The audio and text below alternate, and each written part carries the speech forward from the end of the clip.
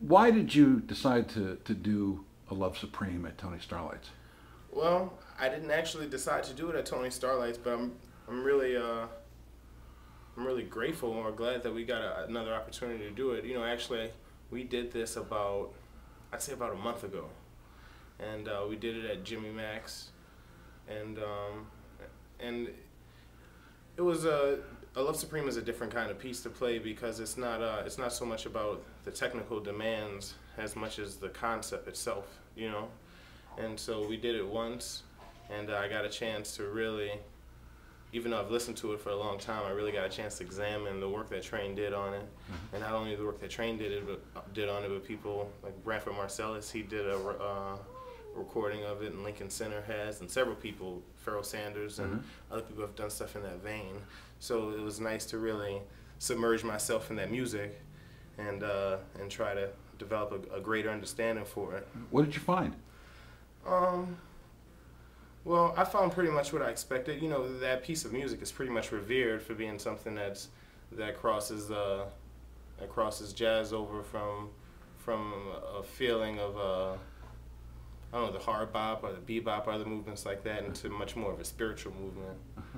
And I mean, it's such a deep concept. It's hard for me to really, or for anybody, I would imagine, to explain in a few sentences. I would suggest to anybody that they actually look into the album and read the liner notes. Or they could come to the show. Or they could come to the show. But I would suggest anybody that comes to the show, and not that it's a requirement or anything like that, but if there's any potential that they would like anything at the show, then they would really, really appreciate this recording and finding out about this recording's history.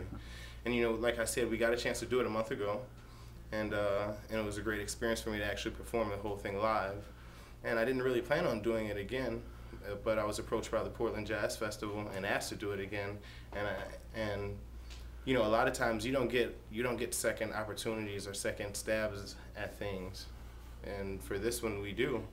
And so it's just good to be able to submerge myself in it once again and do it again.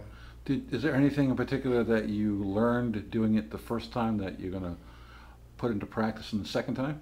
Yeah. There are I learned lots of things, and I always try to approach music as a student. And one thing I learned that was really important to me, not so much as the whole thing overall, was that the way that I look at things and the way that I interpret things is not necessarily the case that other people or even other jazz musicians look at things and consider things. You know, I'm a saxophone player, and I hold John Coltrane in a certain regard, and all the musicians that I play with and most all jazz musicians hold Train in high regard too. But it really helped me to appreciate that the way that I interpret this recording that he did and this work that he did and other jazz musicians' interpretation of it can be very, very different.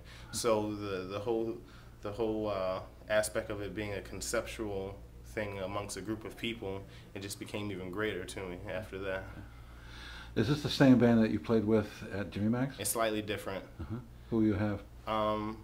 On this gig, I'll play saxophone, of course, and we'll have Ramsey and Bick and Eric Gruber on bass, and we also have Alan Jones playing with us on drums. What does Alan bring to this piece? That's funny that you asked that because the last time that we did this, Alan, there was a chance that he might perform it with us, and different musicians and different people, they have different things in common and different things that they happen to hold in common.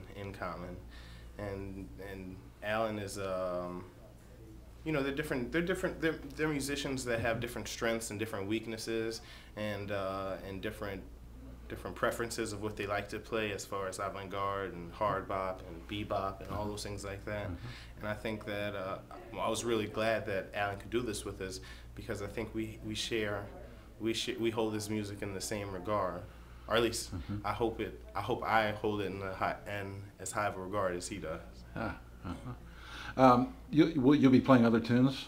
There'll be another 2 sets, or what are you going to do? Yeah, we'll play other tunes. You know, Love Supreme is a 4-part suite, and I think when we perform it, it will probably wind up being somewhere between 45 and 50 minutes. Wow.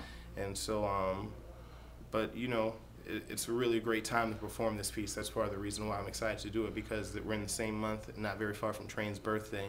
So we'll do some other stuff besides Love Supreme, but everything will have a very close connection to Coltrane. Now, somebody told me that that album was playing while your son was being born. That's true. You know, I saw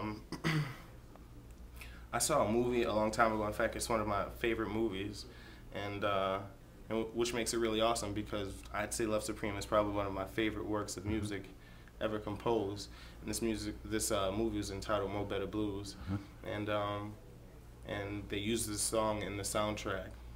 And I'd heard this album long before I saw the movie or anything like that, but the way that they used the song in the soundtrack of the movie, it had an effect on me, and it made me reconsider the album, and I listened to the album again, and just the motive behind the album and the intent behind the album, it has a very close relation to life to me, and to the way that things work, and to almost a spiritual sense of what John Coltrane perceived life and his talent being, and his calling being, or whatever, and I really took to that.